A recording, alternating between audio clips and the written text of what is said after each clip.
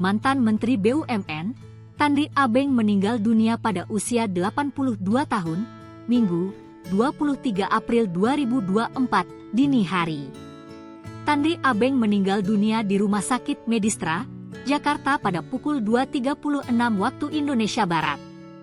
Kabar meninggalnya Tandri Abeng dikonfirmasi oleh mantan Sekretaris Kementerian BUMN, Said Diu.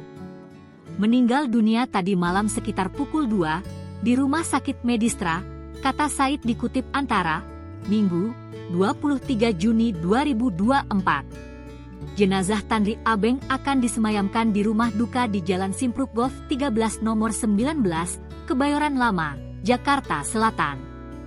Tandri Abeng dikenal sebagai Menteri BUMN pada akhir jabatan Soeharto dan B.J. Habibie. Jabatan ini diembannya hingga Oktober 1999.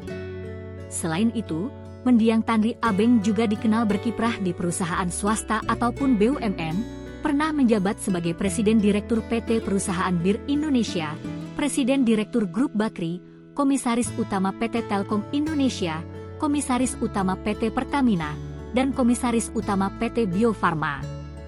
Di bidang pendidikan, pengusaha asal Selayar, Sulawesi Selatan ini mendirikan Universitas Tandri Abeng di Jakarta Selatan pada 2011. Download Tribun X sekarang, menghadirkan lokal menjadi Indonesia.